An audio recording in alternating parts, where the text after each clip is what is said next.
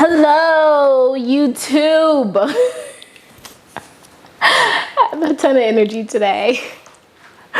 Why, you ask? Well, outside of the fact that it's 90 something degrees where I live and I've been sweating like nonstop all day today, I decided to make cookies. And not just any kind of cookie, the 2-day cookie by Tasty. So I was gonna just do a full-on reaction video initially to this video that I watched on YouTube, but I was very curious to know if the 2-day cookie was really worth the wait, because why would anybody ever need to wait 2 days to make cookies? And ultimately decided to watch the video because I was very curious to see what was going on there. And then after I watched it, I decided, well, how about I make it? So I made the 2-day cookie. If I can, I'll insert some pictures. So when I cook live, I post all my pictures on a real-time basis on Instagram. So if you want to see any of the recipes that I cook in real time, so I'll do savory dishes, sometimes I do dessert, just do whatever I'm feeling. Sometimes I do stuff and I don't post it. But if you want to see it, it's on my Insta. It's the Bon Appetit series in my Insta story. So knock yourself out so you can follow me there. If not, I'll just post clips in here. I don't really like to record when I'm cooking, but if I can, I'll record clips. Right now, I'm going to give you the review of the 2-day cookie to tell you if it was actually really worth it. And also to give you some tea early on. The video on YouTube is slightly different from the recipe on the website, so beware when you make this dough. So just to give you a heads up, I made the dough yesterday morning, early in the morning. So the video says it's 2 days, it's 48 hours. The recipe online says you need 36. I didn't make the full 36 hours by the time that I baked them off. However, they at least got a good day and a half-ish worth of freeze time. And then I cooked the frozen dough from there. So in terms of the actual video, I kind of want to go and skip ahead and talk through the recipe and how I made the recipes and some of the variations and differences that I did. So I'm going to skip ahead, but I will quickly give you my review of the 2-minute, the 2-hour, and then I'll talk through the 2-day. First off, the 2-minute cookie, I would say that cookie looks like it's trash. It's white, it looks like it has no flavor, it is underbaked, and it just doesn't look that good. I feel like if you want a 2-minute cookie to just have some cookies in your cabinet, open up the cabinet, open up the wrapper, and eat said 2-minute cookie. That'll take you 2 minutes to do it. But if you're going to cook a cookie, you might as well just cook it. It looks nasty, it looks cakey, doesn't look crisp at all. You know how you want like nice crisp edges, buttery flakes, soft on the inside. You're not gonna get that from a microwave. So honestly, if you want cookies in a microwave, just don't do homemade, do store-bought. Like go to the store, take a few minutes and go to the store and get yourself some cookies. That's how I feel about that. The 2-hour cookie is pretty basic cookie recipe. There's something that he does in all of his cookies recipes, I'm not fully sure, where his cookies are very thin. I noticed that for actually all 3 of the cookies, his cookies were thin. I'm not sure what makes them thin in all of his videos. So like, I'm from New York, so it's not necessarily a New York style cookie, but a famous New York bakery is like Living Cookies. So their cookies are pretty thick. I'm not saying they need to be that thick, but he has like no kind of real chewy, cakey kind of texture to his cookies, which I don't like. So I played around with my cookie a little bit to try to mitigate that, and I'll kind of talk through that later. But That was the one thing I noticed. The 2-hour cookie was, I feel like it was your basic cookie recipe. There was nothing in there that was like, this is like, you know, a good basic cookie recipe. I think I mean, it's good to know. I think if I wanted to make like just regular chocolate chip cookies, I don't necessarily think I would use his recipe. Not gonna knock it. It was just nothing in there that I was like, oh, this looks really good to try in a normal, regular basic chocolate chip cookie. So now to get into the 2-day, let me actually open up this video. It's gonna be even better. This is it. This is the 2-day cookie. Here we go. So the first thing we're gonna do, we're gonna make some toffee. Going to put in. All right, so I'm gonna pause here for a second. So to skip ahead, one of the things that you need for this cookie is brown butter. In this video, you're gonna see he will use ice cubes to cool down the brown butter to use it in the recipe. And for me, I thought it made a lot more sense. And obviously he's filming a show, right? So he has this one like skillet he's cooking on. Me, I have two two eyes on my stove. So I decided to do the brown butter first, and then when the brown butter was almost done and I was able to watch it, I started on my toffee. So the reason why I did that was because I wanted the pure nuttiness of the brown butter flavor. I make brown butter around the holidays because I put it in some of my recipes. That's tea right there. So I know how to make it. I don't have any issues with it. I think if you just want a cool brown butter, you usually start with that first and just put it to the side and let it chill or cool down without having to add in ice cubes, because part of the reason why, or part of the process of cooking out your butter, is that you are going to steam out the liquids. And so it doesn't necessarily make that much sense to me to steam out the liquids to get the nuttery flavor in there and then to put ice cubes back in to dilute it. Doesn't make any sense to me. So I actually started with making my brown butter, and then halfway through the process, I had it on low and slow. Just on the other eye, I started making my toffee, so I was able to watch both. A lot of butter into this pan. After the butter is going in, you actually want to also add in light brown sugar and a good amount of salt. I think it's important that you stir pretty constantly throughout the process because it helps the butter and the sugar kind of stay together. This is a pretty personal recipe. I agree with that advice. I stirred. It was a good arm workout by the end of this process. I will say that I did not use light brown sugar. I am the type of person who, I feel like if you have a recipe at home and it's sort of kind of a basic recipe, or vice versa, something that you're experimenting with, if there's ingredients that you know for a fact that you don't use on the regular, or it's an easy substitute, it doesn't make sense, save you some coins to go out and buy something else. So for example, I am a brown sugar girl. I have a ton of brown sugar in my house. This recipe calls for light brown sugar and dark brown sugar. The only difference between regular sugar, light brown sugar, and dark brown sugar is molasses. There's no molasses in regular sugar. For light brown sugar, I think there's about like 3 to 4% of molasses, and then for dark brown sugar, you're about like 6 to 7%. So there's more. So for example, for a recipe that calls for any kind of dark brown sugar, because there is molasses in there, I won't just use regular sugar by itself. I could use, you know, some regular sugar and maybe molasses, because you need that taste and caramelization and color from the molasses. But if it's a light brown sugar and dark brown sugar thing, I don't care to like pick one over the other. I just use what I have on hand. So I have dark brown sugar in my kitchen. I didn't go out and like buy another thing of sugar. Just didn't make any sense.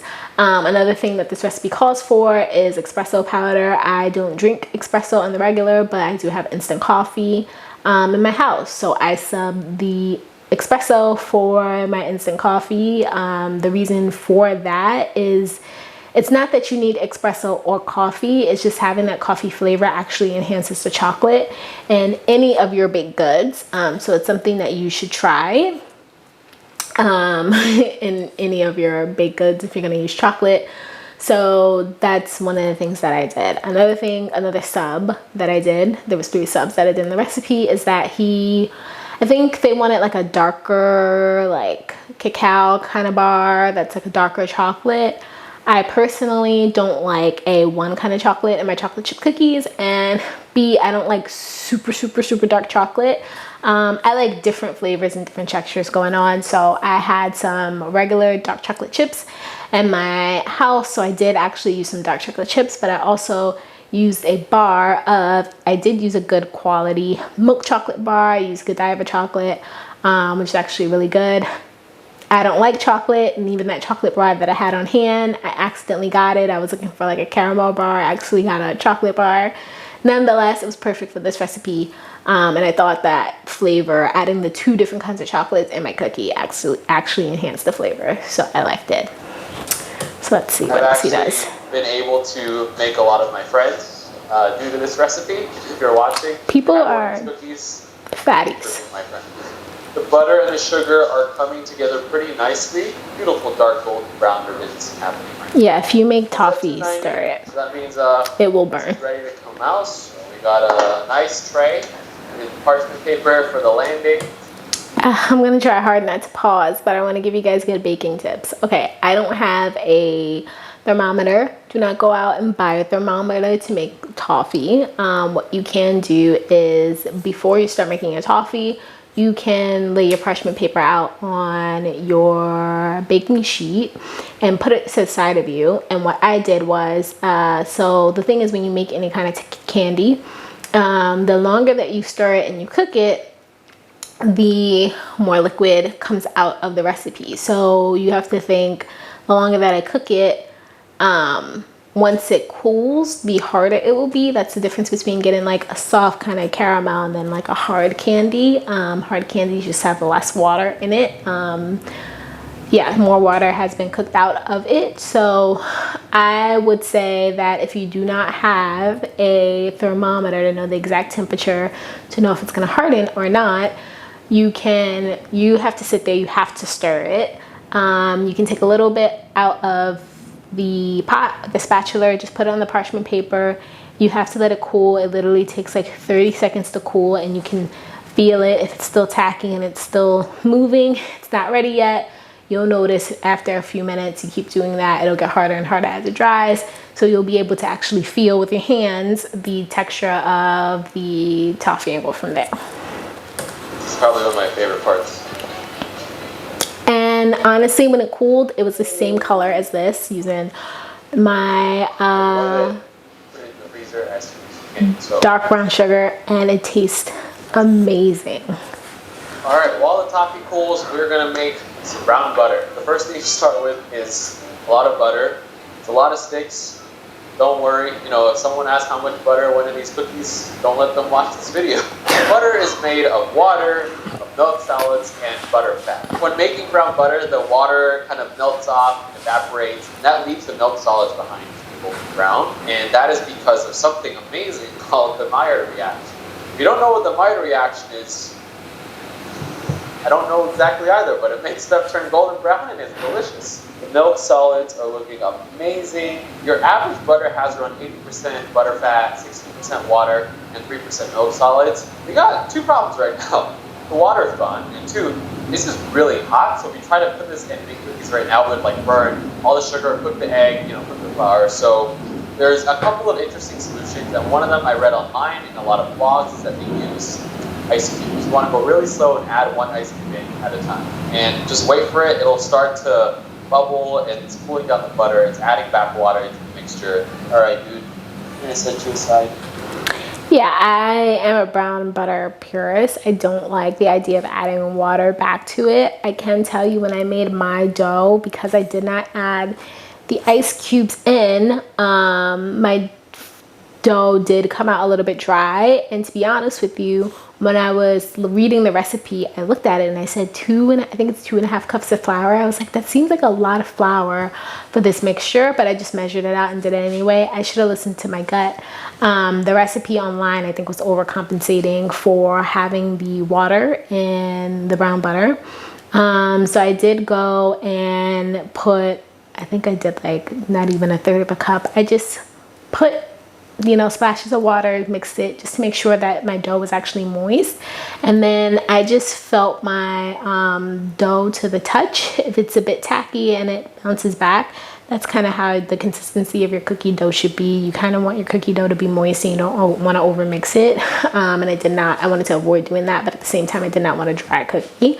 So I made sure that I went back and just added enough moisture back into it. But next time, if I decide to use this recipe, I probably will end up doing 2 cups of flour, not 2.5 cups of flour. It's just a little too much.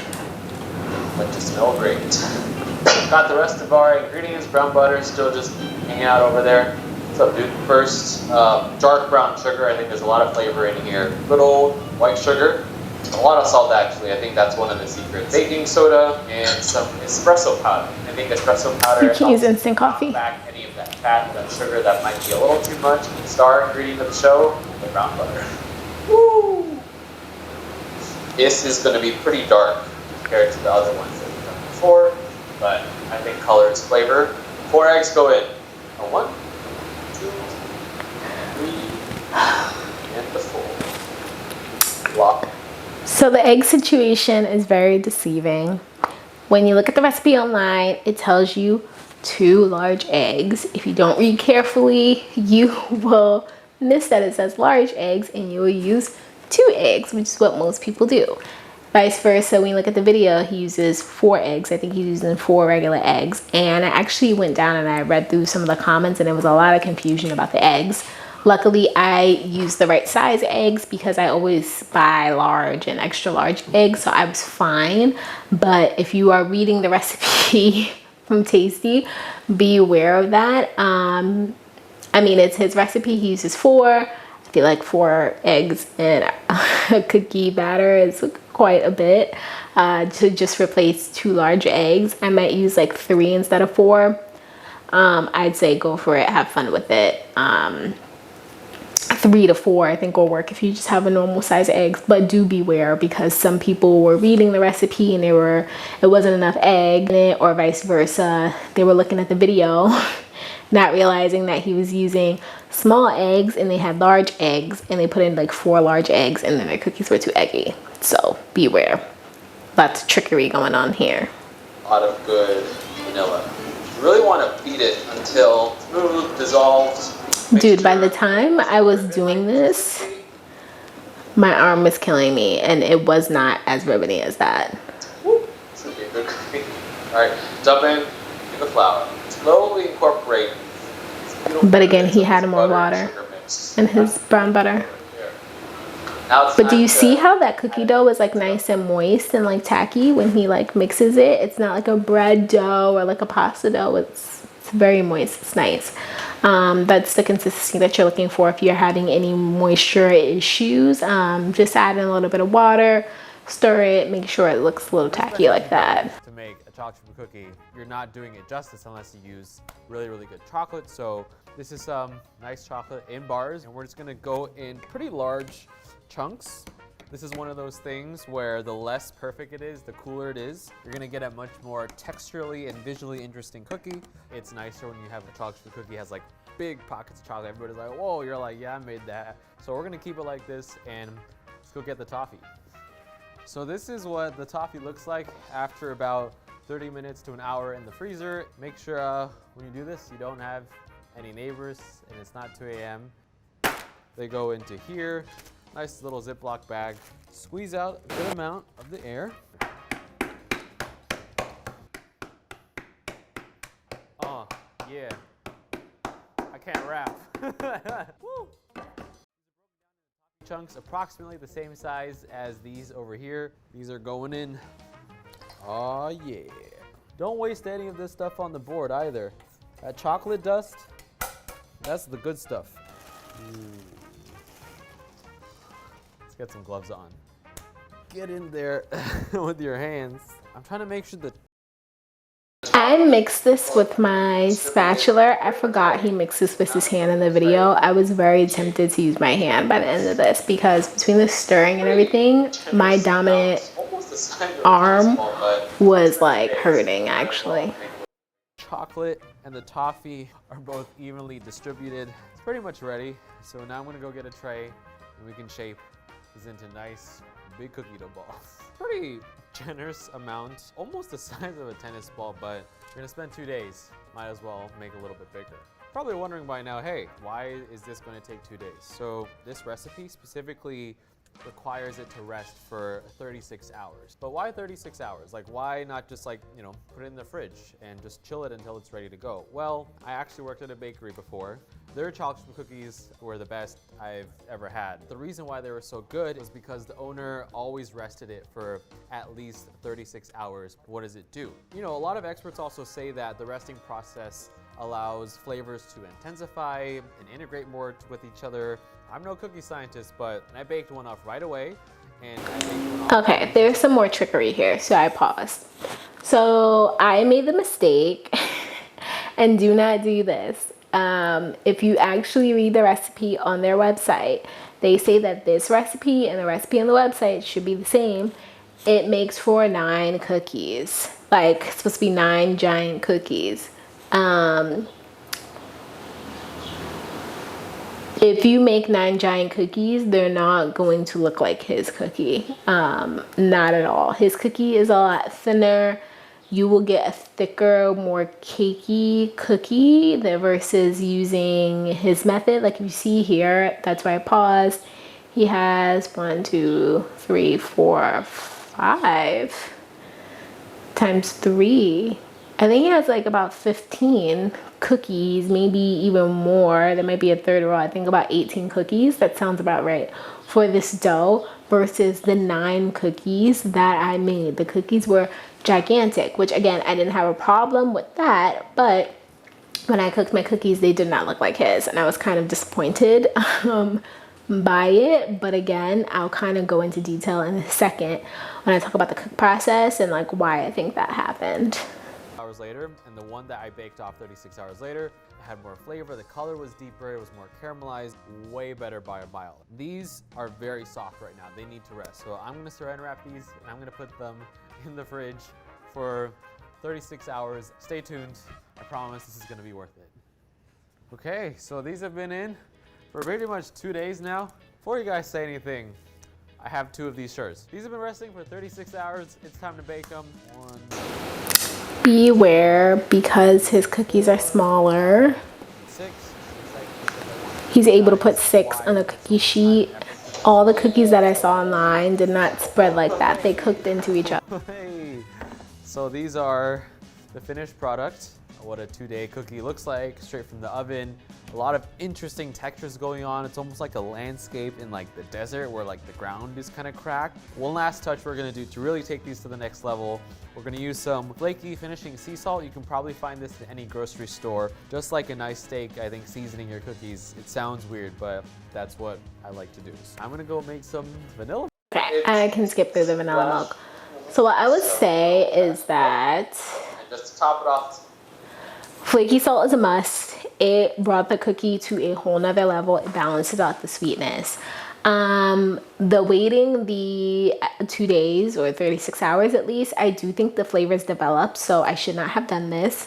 But as I was making the cookie dough, it smelled really good, so I was tasting it and I was like, oh my god, this dough, without like the chocolate or the toffee, but the dough itself, I was like, oh my god, this dough is so good. It's not that sweet, like it's gonna be awesome with all this toffee, because toffee has a lot of butter and sugar. And if you saw the cookie recipe, the dough itself had a lot of sugar. I was like, oh my god, this is gonna be so good, because it's not gonna be too sweet.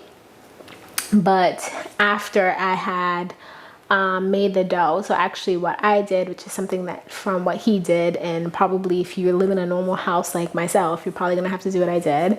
After I made the dough, and you see how it's nice and wet, it was too wet to scoop out and form into bowls. You cannot do that. He's probably in a cooking studio where it's AC, so the temperature is controlled. In my house, no, it's too hot. Like I said, it's 90 something degrees today.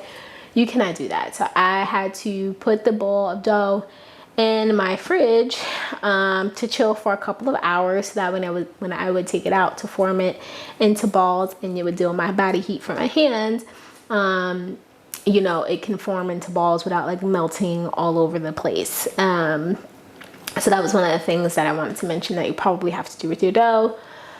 Where was I going? Okay, yeah. When I tasted the little leftovers of the chilled dough, it was 10 times sweeter. So do I think that, and that was only after like a few hours. So do I think that the flavors do develop? Absolutely.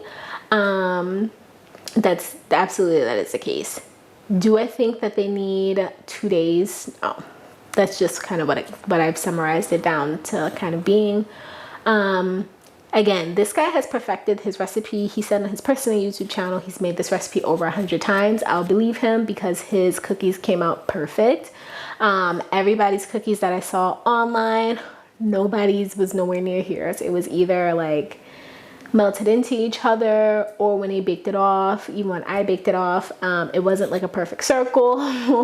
And he didn't make perfect balls of dough, so I don't know if there's like some foolery going on here. But nobody had like perfect balls of dough.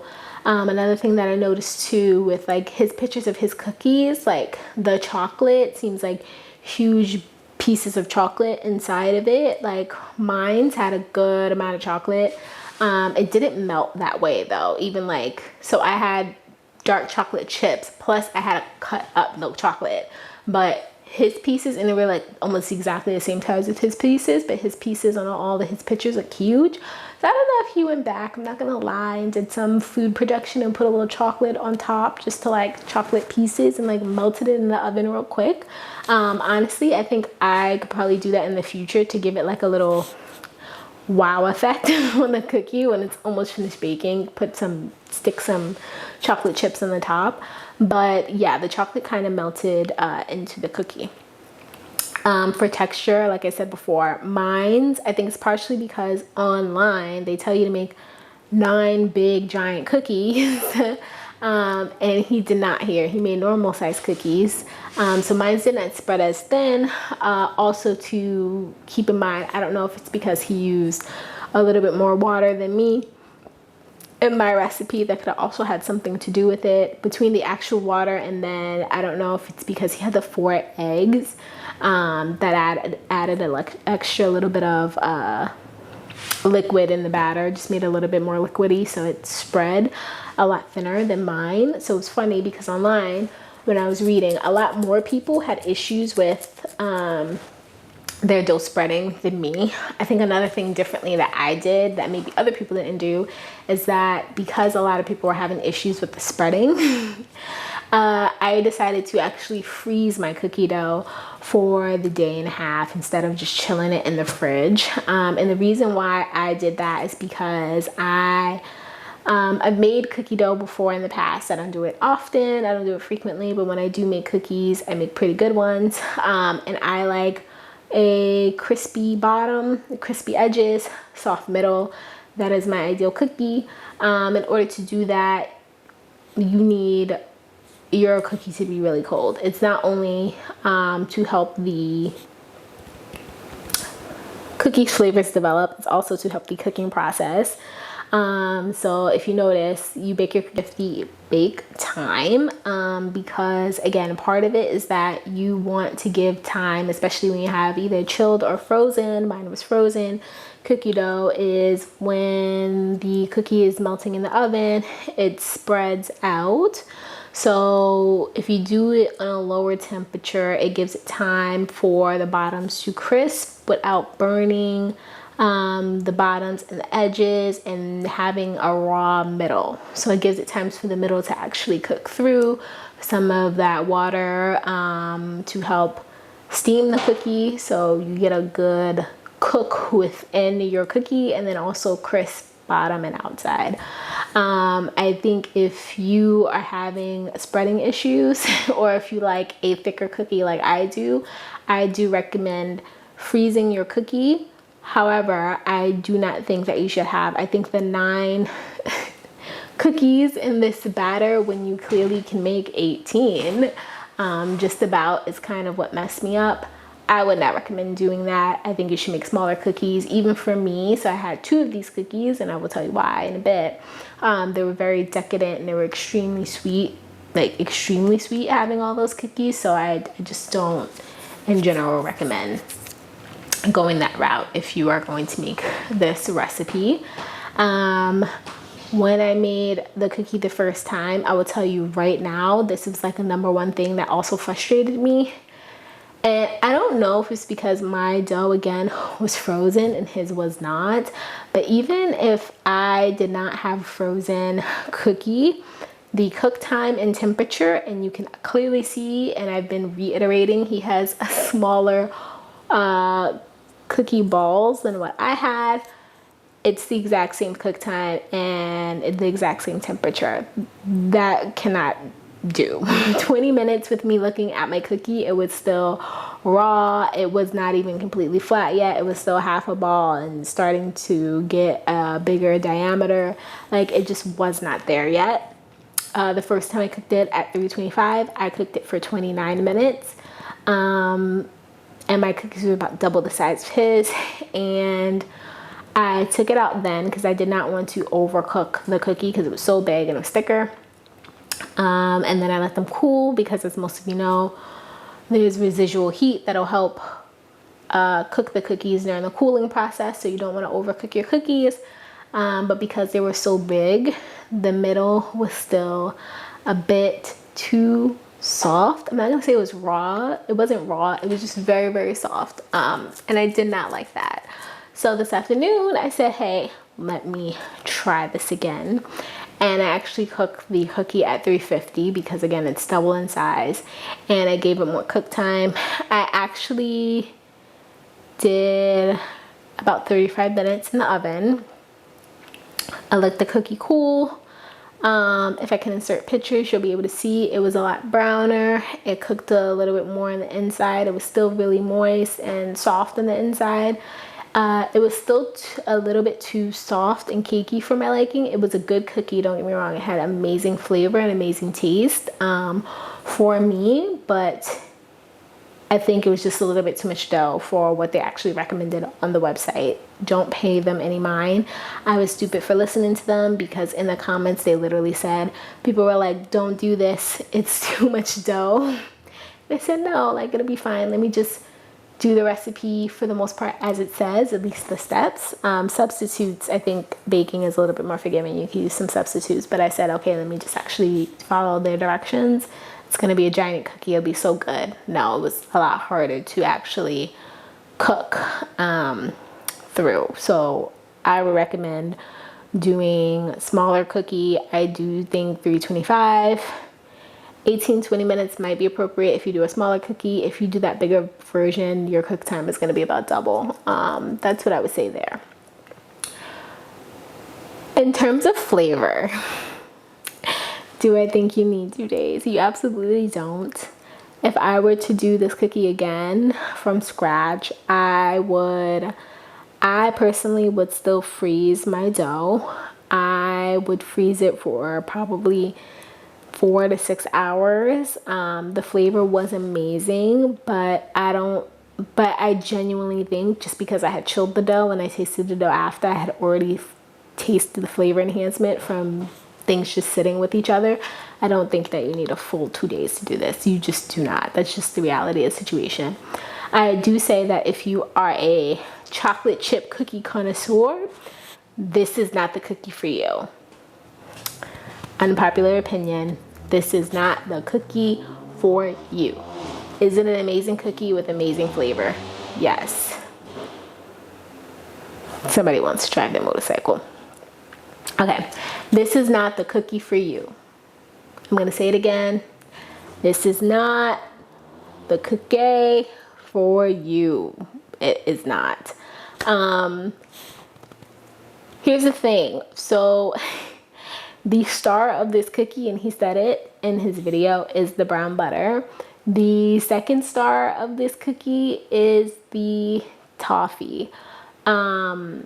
Honestly, the chocolate, and he used a lot of chocolate and I used a lot of chocolate, and I used 2 different kinds of chocolate, also gets dimmed down by having the espresso. In this case, for whatever reason, it did not enhance the chocolate. It just was another extreme, especially since it was already so sugary and had a lot of strong flavors. you don't get that chocolate chip feel. So, I mean, to be fair, they said it was a 2-day cookie. They didn't specify it was supposed to be chocolate chip, even though it's definitely insinuated since they did a chocolate chip 2-minute and a chocolate chip 2 hours. This is very much so a brown butter cookie. Yeah, with chocolate and toffee in it, and even the toffee being the second star of the cookie, it wasn't necessarily because of the flavor. Don't get me wrong, the flavor of the toffee is amazing. It actually is because of texture. It was really crunchy and not too hard. So it just gave the cookie an extra interesting textural element that you don't get in cookies most of the time. Like sometimes you add in some nuts in your cookies and yeah, it'll give it a crunch, but it'll be too hard on the teeth. It kind of was a very smooth and delicate chew in the bite that I liked a lot in the cookie. But if I wanted a chocolate chip cookie, like if I wanted a good cookie, I would eat this cookie. If I wanted a chocolate chip cookie, this is not the chocolate chip cookie that I'm gonna buy. I'm gonna call Chick-fil-A. I'm gonna order a half a dozen cookies and I'm gonna rock with that, because you bite that cookie and it's like butter and chocolate chips. This one is butter and caramel and sugar. It's more of a caramel sugary type cookie, and that's why I liked it, because I'm not like a huge chocolate fan, so it makes sense. But yeah, was it worth the wait? Absolutely not. If you really like chocolate chip cookies, this cookie is not for you. Is it the best cookie that I've ever had? No. It's up there. It's really, really good. I don't want to make it seem like it's not good. It is good, but at least for like it being 2 days, no. Have I made better cookies at home? I don't think so. I think this was on par. I think this is a good tie, but a good tie for number one. It's up there, but I think again, it's there with my flavor palette, and it's there with like the type of things that I like to eat in terms of sweets. I did have an issue though with, I think the recipe just lied to me and it's just too big. I did have an issue with that. So I think in the future I do have some cookie dough in my freezer. I think I'm going to defrost it. I think I'm going to try to make the balls smaller, and then put them back in the freezer and go from there. It's just way too big. But it is actually a really good cookie. So with that, that is my review of the 2-day cookie. You do not need 2 days. You don't need 2 days. If you really like chocolate chips, don't bother with this cookie. Not the cookie for you. And with that, thank you so much for watching, and I'll see you guys later. Peace.